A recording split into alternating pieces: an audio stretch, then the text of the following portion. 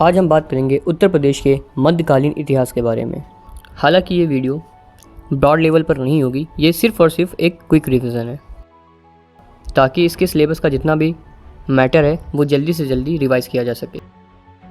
तो उत्तर प्रदेश के मध्यकालीन इतिहास का जो प्रारंभ होता है वो स्टार्ट होता है गुलाम वंश से। गुलाम वंश की स्थापना मोहम्मद गोरी के गुलाम कुतुबुद्दीन ऐबक ने की थी। वो था 1206 ईस्वी। कुतुबुद्दीन ऐबक को अधिक दान देने की वजह से ही लाखबख्श भी कहा गया। एक इतिहासकार थे मिन्हास उस सिराज। इन्होंने कुतुबुद्दीन ऐबक को हातिम ताई की उपाधि से भी नवाजा था। अब यूपी के पर्सपेक्टिव से इम्पॉर्टेंट फैक्ट है कि 1192 ईस्वी में मोहम्मद गोरी की अनुपस्थिति में कुतुबुद्दीन ऐबक ने ही मेरठ के विद्रोह को ख़त्म किया था। अब क्योंकि मेरठ उत्तर प्रदेश में पड़ता है, इसलिए यूपी के एग्ज़ाम के पॉइंट ऑफ व्यू से ये फैक्ट इम्पॉर्टेंट है। उसके बाद गोरी ने ही इनकी बहुत सारी अचीवमेंट की वजह से कुतुबुद्दीन ऐबक को मलिक की उपाधि से भी नवाजा था। हालांकि कुतुबुद्दीन ऐबक का टाइम पीरियड जो होता है वो है 1206 से 1210 तक। अब कुतुबुद्दीन ऐबक के जो दामाद होते हैं और कहीं ना कहीं इनके राजनीतिक गुलाम जो होते हैं वो होते हैं इल्तुतमिश, और यही गुलाम वंश में अगली सत्ता को स्थापित करते हैं, जिनका टाइम पीरियड 1210 से 1236 रहा है।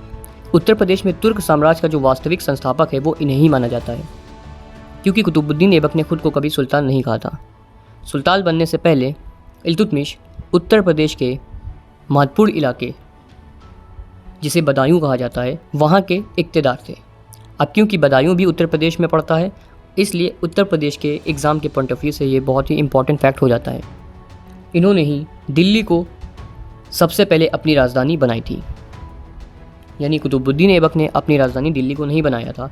उस वक्त दिल्ली के जगह पर कुतुबुद्दीन ऐबक ने लाहौर को राजधानी बनाया था।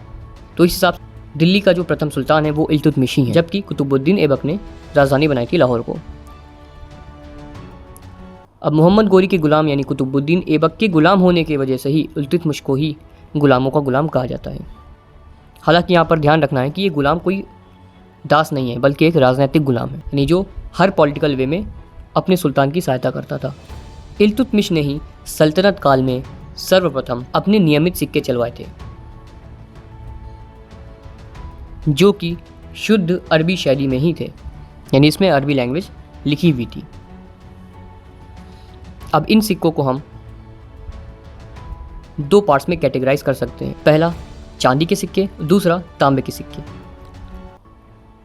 चांदी के सिक्के को टंका कहा जाता था, जो लगभग 175 ग्रेन का था, जबकि तांबे के सिक्के को जीतल कहा जाता था। इल्तुतमिश ने ही अपने 40 विश्वसनीय तुर्क सरदारों का एक दल गठित किया था, जिसे चालीसा या तुर्कान ए चेहाल गानी कहते हैं। अब इल्तुतमिश के बाद भी बहुत से राजा हैं, जैसे एक पहली और आखिरी महिला शासिका रज़िया सुल्तान भी इसी में शामिल रहीं। लेकिन यूपी के पॉइंट ऑफ व्यू से सबसे इंपॉर्टेंट सुल्तान होते हैं गयासुद्दीन बलबन, जिनका टाइम पीरियड 1265 से 1287 रहा। इन्होंने चालीसा के ग्रुप को हटा दिया था और पहली बार राजत्व का सिद्धांत, जिसे थ्योरी ऑफ किंगशिप भी बोलते हैं, उसे लागू किया। इन्होंने ही नौरोज़, पाबोस और सजदा जैसी प्रथा को आरंभ किया था दिल्ली दरबार में। अब जैसा कि हम जानते हैं कि दिल्ली सल्तनत को हम 5 वंश में डिवाइड कर सकते हैं। पहला गुलाम वंश, दूसरा खिलजी वंश, तीसरा तुगलक वंश,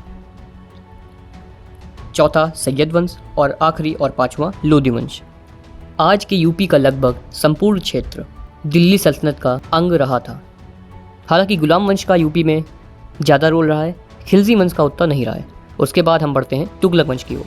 तो तुगलक वंश के सुल्तान फिरोज शाह तुगलक ने वर्तमान उत्तर प्रदेश क्षेत्र में 2 प्रमुख नगर बसाए थे। पहला जौनपुर और दूसरा फिरोज़ाबाद। पूर्वी उत्तर प्रदेश में जौनपुर की स्थापना अपने चचेरे भाई मोहम्मद बिन तुगलक, जिनका असली नाम था फ़खरुद्दीन जौना या जूना खान, इनकी याद में बसाया था। वहीं की वहीं दूसरा नगर फिरोज़ाबाद अपने नाम पर ही दिल्ली के करीब यमुना नदी के तट पर बसाया था। फिरोज शाह तुगलक ने ही मेरठ स्थित अशोक के स्तंभ लेख को दिल्ली में ले जाकर स्थापित किया था। फिरोज शाह तुगलक की मृत्यु के बाद नसीरुद्दीन मोहम्मद तुगलक गद्दी पर बैठते हैं, जो कि बहुत ही सज्जन और शालीन यानी सीधे साधे सुल्तान माने जाते हैं। इनके प्रमुख अमीर में से एक अमीर मलिक सरवर इनसे बगावत करके एक अलग सल्तनत की स्थापना करता है। उसका नाम है शर्की सल्तनत, जो कि जौनपुर में बसाई गई थी। यानी मलिक सरवर ने ही जौनपुर में शर्की सल्तनत की स्थापना की। ये एक स्वतंत्र सत्ता थी। अब इसका नाम शर्की क्यों पड़ा? क्योंकि सुल्तान मोहम्मद शाह तुगलक सेकंड ने मलिक सरवर को मलिक उश शर्क यानी पूर्व का स्वामी के नाम से नवाजा था। अब क्योंकि इस नाम में शर्क है, इसीलिए इस सल्तनत का नाम शर्की सल्तनत पड़ा। ये सल्तनत यानी शर्की साम्राज्य इटावा से बंगाल और नेपाल से विंध्याचल तक फैला हुआ था। इटावा से बंगाल यानी पश्चिम से पूर्व तरफ और नेपाल से विंध्याचल यानी उत्तर से दक्षिण की ओर फैला हुआ था। और इसकी राजधानी क्या बनाई थी? जौनपुर। अब क्योंकि इसका पहला किंग था मलिक सरवर और उसके बाद जो गद्दी पर बैठता है उसका नाम है इब्राहिम शाह। कहा जाता है कि इनके शासनकाल में जौनपुर ने शिक्षा, संस्कृति, कला, संगीत, साहित्य और व्यापार के क्षेत्र में बहुत ही और अच्छी खासी प्रगति की थी। हिंदू मुस्लिम सांप्रदायिक सद्भावना भी फैली थी।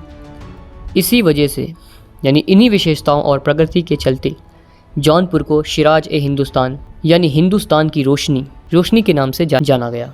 सैयद वंश में उत्तर प्रदेश का कोई इतिहास लगभग नहीं देखने को मिलता है। फिर आता है आखिरी लोधी वंश।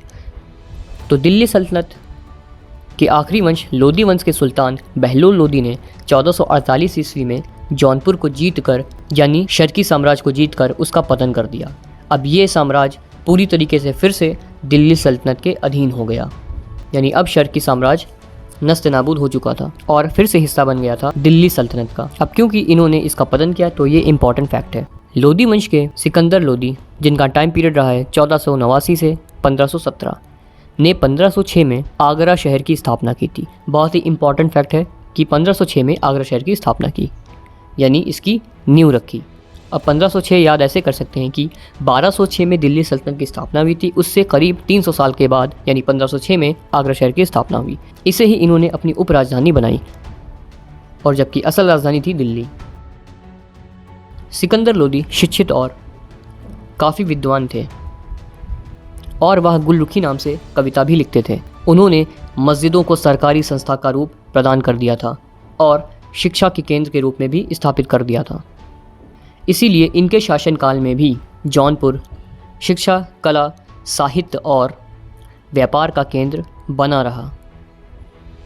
काफ़ी फेमस कवि, सूफ़ी और पद्मावत के रचयिता मलिक मोहम्मद जायसी ने इसी जौनपुर में ही शिक्षा प्राप्त की थी।